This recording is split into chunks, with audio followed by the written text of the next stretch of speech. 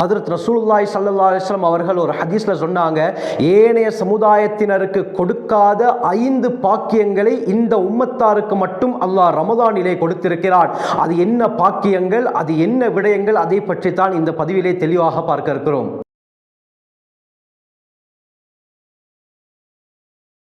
அல்ஹம்துலில்லாஹி ரப்பில் ஆலமீன், அஸ்ஸலாத்து வஸ்ஸலாமு அலா ரசூலில்லாஹி அம்மா பஅத். கண்ணியத்திற்குரிய இறைவனின் நல்லடியார்களே, அல்லாஹ்வின் சாந்தியும் சமாதானமும் என்றென்றும் நம் அனைவர் மீதும் உண்டாவதாக.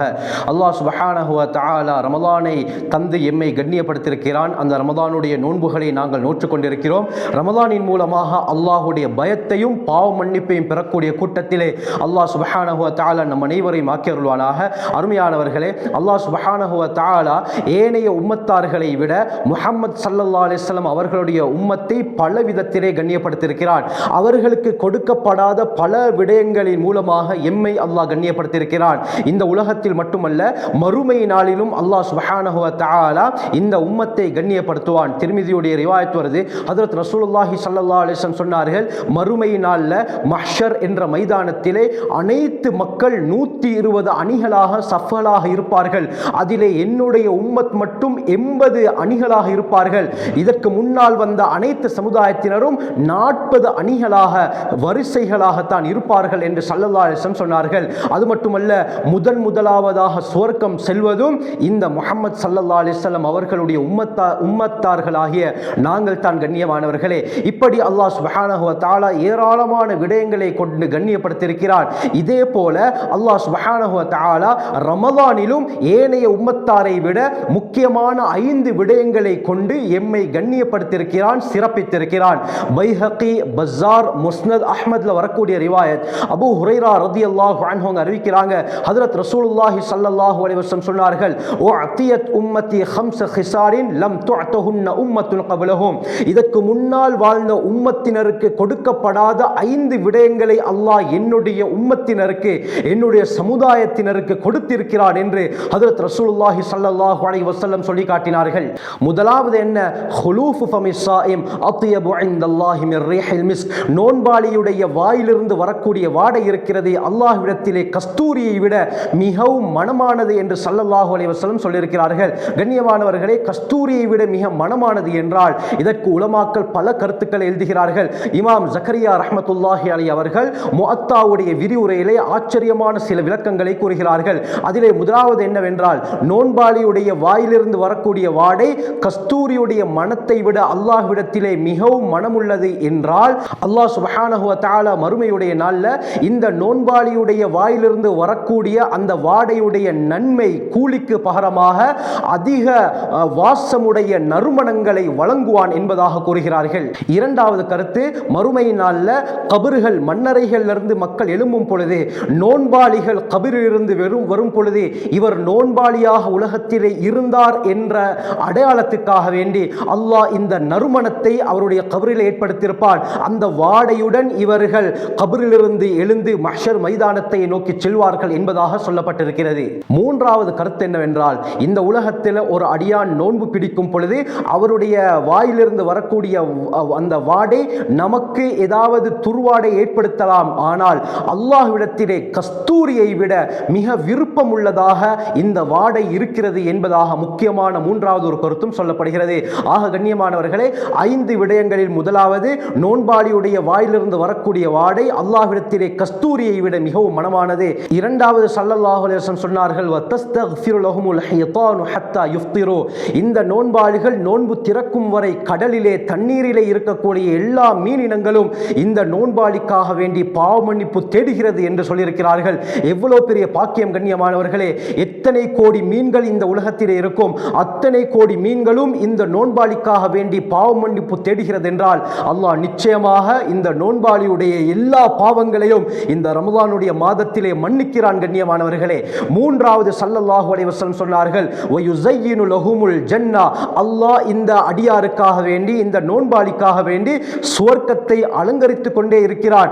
சுவர்க்கத்தை பார்த்து அல்லாஹ் கூறுகிறான், என்னுடைய அடியார்கள் உலகத்திலே கஷ்டத்தை அனுபவித்துக் கொண்டிருக்கிறார்கள், அந்த கஷ்டங்களை எல்லாத்தையுமே தூக்கி எறிந்துவிட்டு உன்னிடத்திலே வர இருக்கிறார்கள் என்று சொல்லி அல்லாஹ் சுப்ஹானஹு வ தஆலா சுவர்க்கத்தை இந்த ரமதானுடைய மாதத்திலே ஒவ்வொரு நாளும் அலங்கரிக்க செய்கிறான்.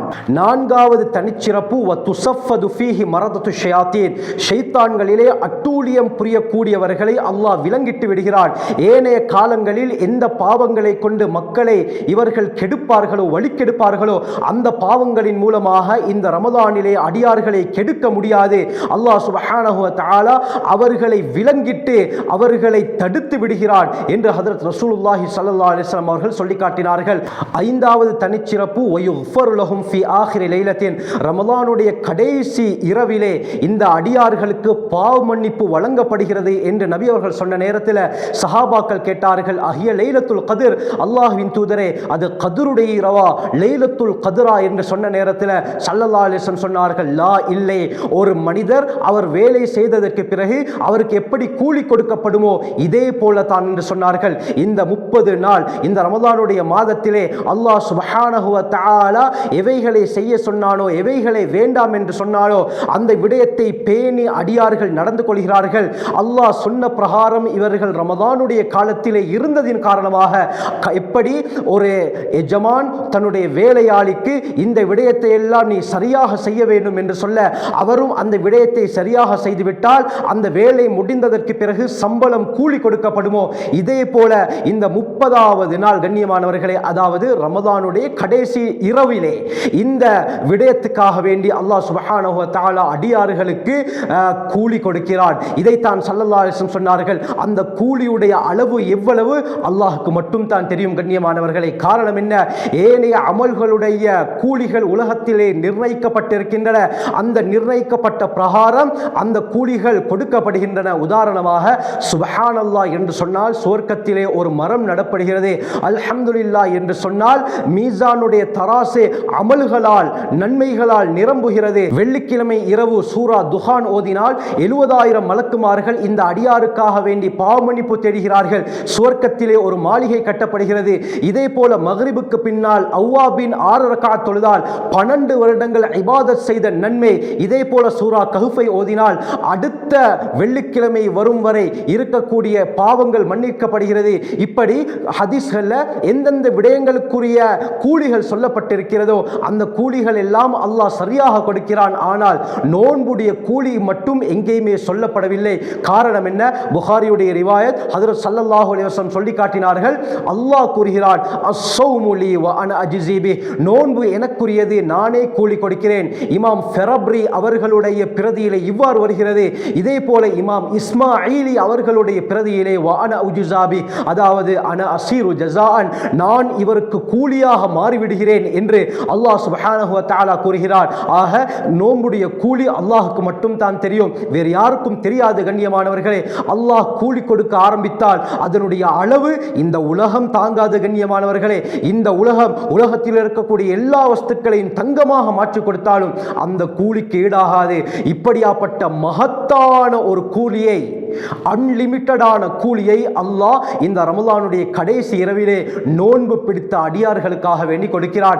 இப்படியாப்பட்ட 5 தனிச்சிறப்புகளை கொண்டு இந்த உம்மத்தாரை அல்லாஹ் கண்ணியப்படுத்தியிருக்கிறான். இந்த 5 பாக்கியங்கள் வேற எந்த சமுதாயத்தினருக்கும் கொடுக்கப்படவில்லை என்பதாக ஹஜ்ரத் ரசூலுல்லாஹி ஸல்லல்லாஹு அலைஹி வஸல்லம் அவர்கள் சொல்லி காட்டினார்கள். அது மட்டுமல்ல, ஒவ்வொரு நாளும் அல்லாஹ் சுப்ஹானஹு வ தஆலா, தபரானியுடைய ரிவாயத் வருது, ஸல்லல்லாஹு அலைஹி வஸல்லம் சொன்னார்கள், ஒவ்வொரு நாளும் அல்லாஹ் சுப்ஹானஹு வ தஆலா 6 லட்சம் பேரை நரகத்திலிருந்து விடுதலை செய்கிறார். கடைசி நாளில் ஆரம்பத்திலிருந்து எத்தனை லட்சம் பேரை அல்லாஹ் விடுதலை செய்தானோ அனைவரையும், அனைத்து எண்ணிக்கையும் சேர்த்து மொத்தமாக கடைசி நாளிலே அல்லாஹ் விடுதலை செய்கிறான். ஒரு நாளைக்கு 6 லட்சம் என்றால் 30 நாளைக்கு 1,80,00,000 பேர் கண்ணியமானவர்களே.